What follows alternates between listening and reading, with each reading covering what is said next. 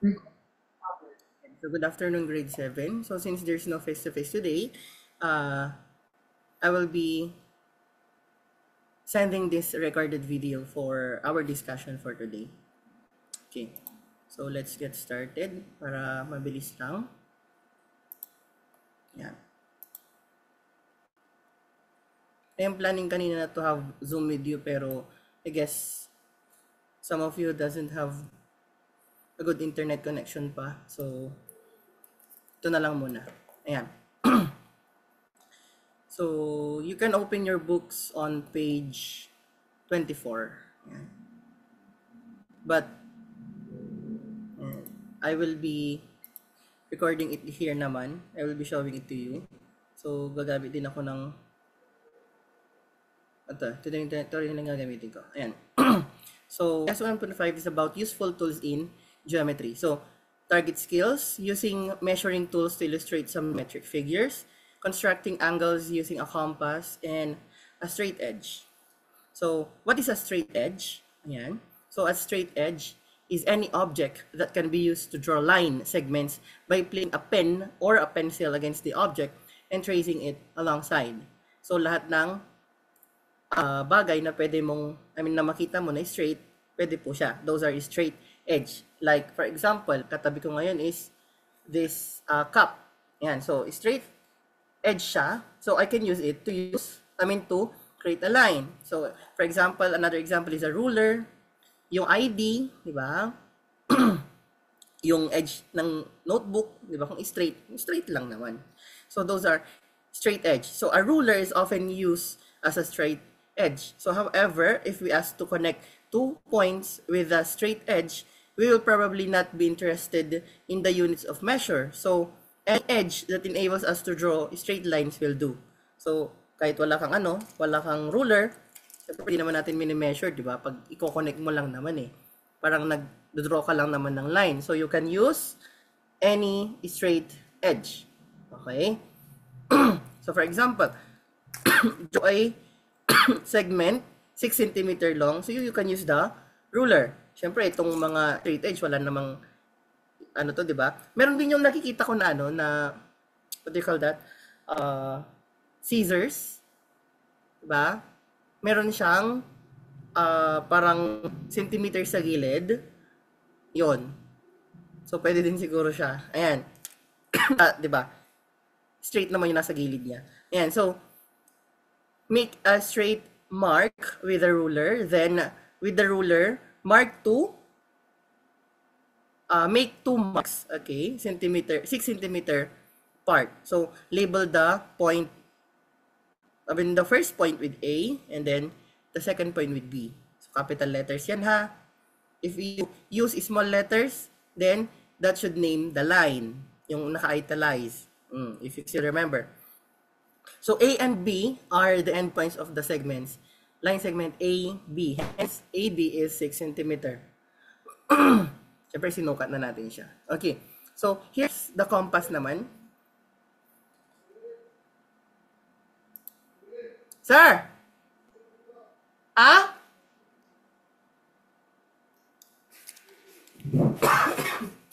Wala, sir. Hindi ko maintindihan.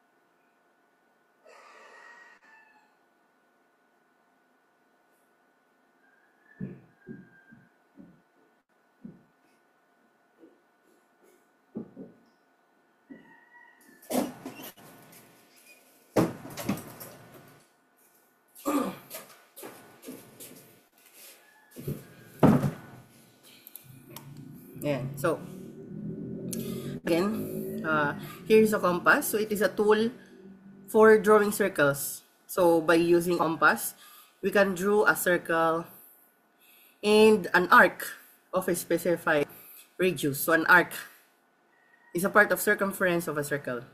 So, for example, we can be guided by the following steps to draw a circle of radius 3 cm. Ayan. So, open the arms of the compass. Lakas ang compass dito. But I guess, you need to buy one compass kasama ng protractor that will be used sa exam. Quarterly exam. Pero ngayong monthly exam, yung ano muna, yung protractor ang kailangan. Okay? So, practice to use the protractor. So, yun.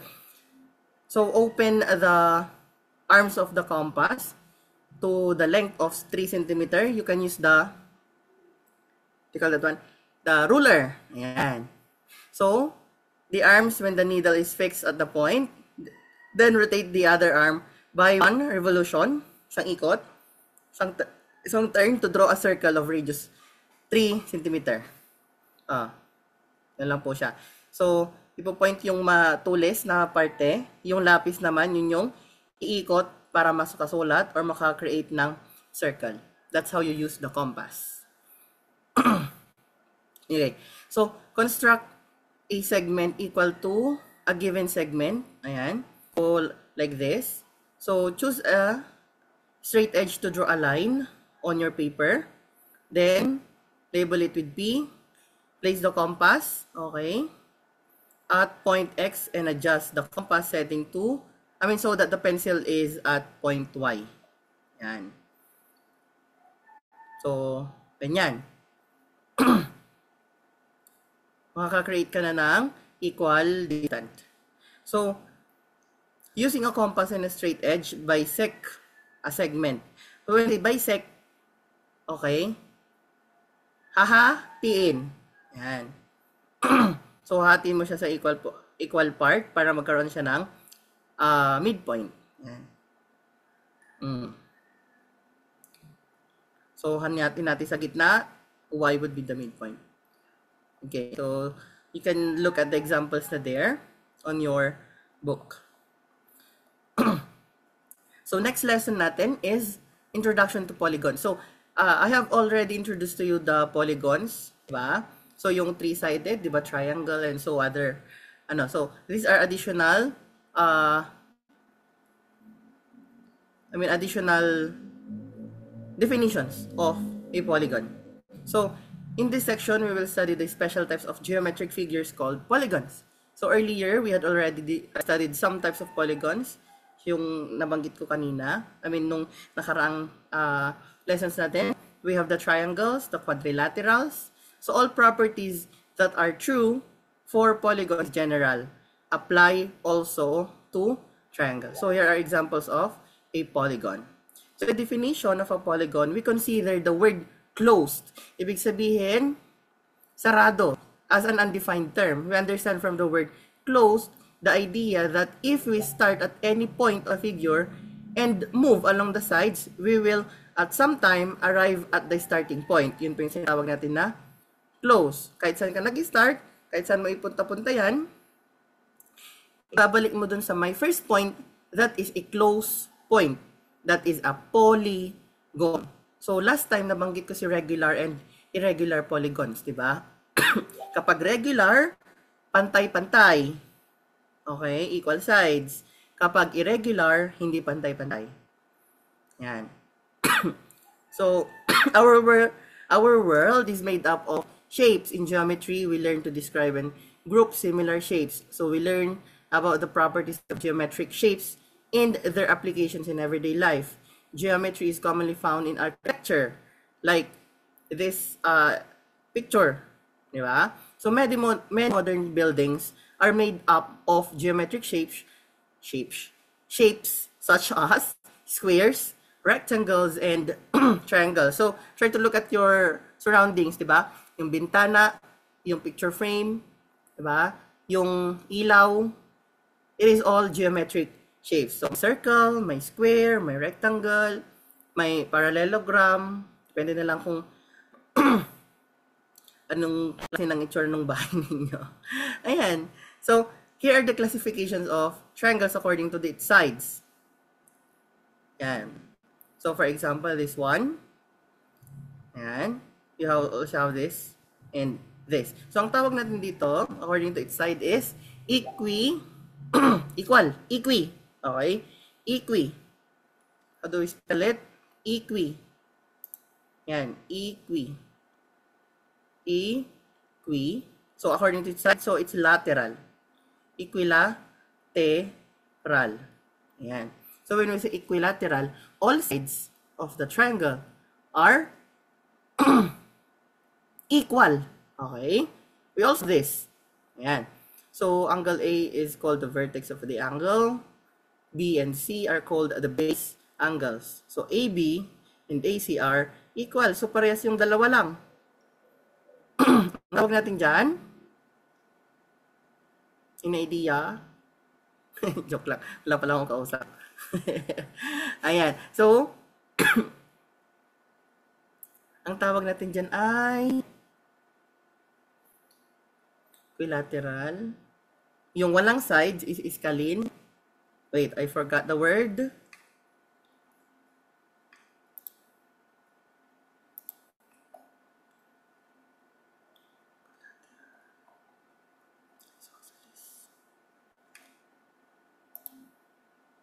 Yan. It is the isosceles. Yan. Isosceles.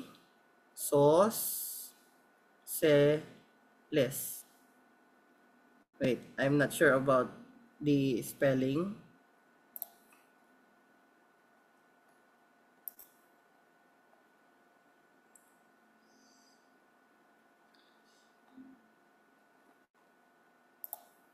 Yan. So, isosceles. C-E-L-E-S. So, this is what we called isosceles triangle. Okay? So, only two sides are equal. Parehas pa yung dalawang side. Kapag tatlo na yung parehas, equilateral. Okay?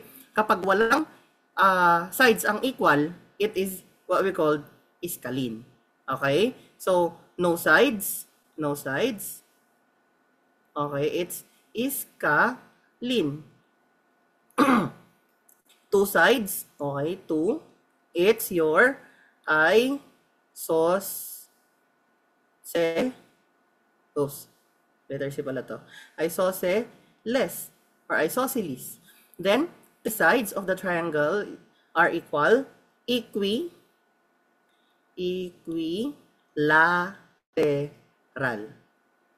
Okay? So, kung according to its sides to ha. Yan, equilateral. Yan. Again, iskalin. Dalawa, isosceles. Tatlo, equilateral. Okay, let's move on.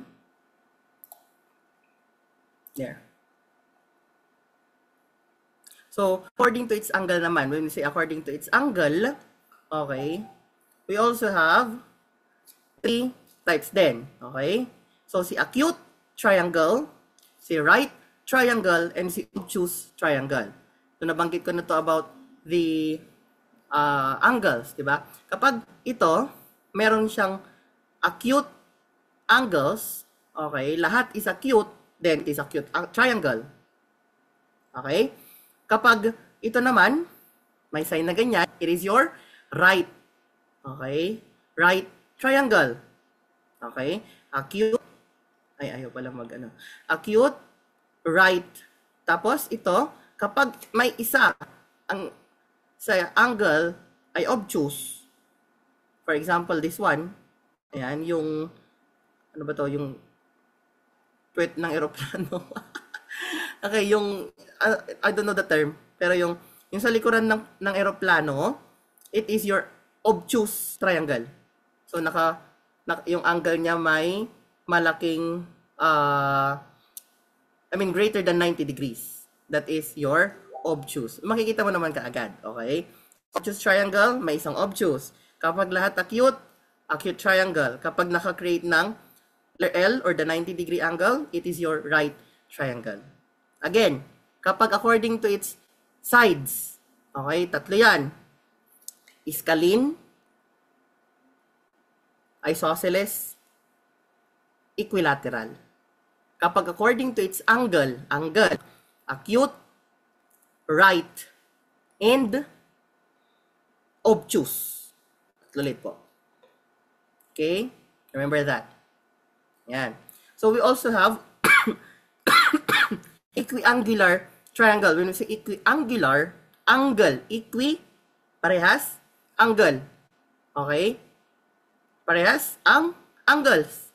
So equiangular triangles. For example, at 10. Diba? So triangle DKL is a equiangular triangle because it contains a 30-degree angle acute. Para siyang acute angle, okay, considered be an acute angle, but, okay, specifically, kapag pare-parehas, it is an equiangular triangle. Acute angle ito, acute, so it is an acute triangle, and also an equiangular triangle. If it is according to angle. Yan. So we also have medians, altitudes, and bisectors. So median, syempre yung gitna, median, middle, diba? The word itself, median. So for example, ito, triangle ABC, okay, has 3 medians, one from each of the 3 vertices. Okay. This one, we have the angle bisector. Yung humati doon sa may angle. Ito yung malaking angle na to. AD. Okay. The bisector. Hinati niya bisect. So, for any triangle, okay, there are 3 segments called the altitudes. Or altitudes. Ayan. So, notice that in the right triangle, 2 of the altitudes coincides with the sides of the triangle. In an obtuse triangle, 2 altitudes are perpendicular to the sides of each extensions. Yan, tingnan nyo yung example. Yan. If that is 90-degree angle, yan, makaka-create siya ng isang obtuse triangle. So, dalawang altitudes. Okay. So, basahin na lang ito. Median, the angle bisector, and the altitude. So I guess we better stop there, dun muna. So I hope next week we'll continue with the face-to-face classes. So I hope you've learned something. Again, to sum up, okay, ang tawag natin sa mga pag-create ng lines, okay, is the straight edge. Can be a ruler, okay? Straight edge pong tawag natin doon. To create a circle naman, we need a compass. Yan. So, in naming, okay, classification of angles, of triangles according to its sides, okay? Kapag walang equal sides, isa, line. Kapag dalawang sides ang parehas, isosceles. Kapag tatlo, equilateral triangle. According to its angle, kapag lahat, okay, is acute, then acute triangle. Kapag naka-create ng 90-degree angle, right triangle. Kapag tatlo, okay, na pare-parehas, equiangular. Okay? Meron pa isa. Kapag yung isa naman, naka-create siya ng ng greater than 90-degree angle, that is your obtuse angle. Obtuse triangle, I should say. Okay? So, again, by a protractor and a compass. Yung compass po na ganito yung baka, there's also a compass kasi na yung may north, south, east, west. Okay? So, ang bibilin po na compass is yung may lalagyan ng lapis. Yung ganito po yung itsura. Okay? So, I guess that would be all for today.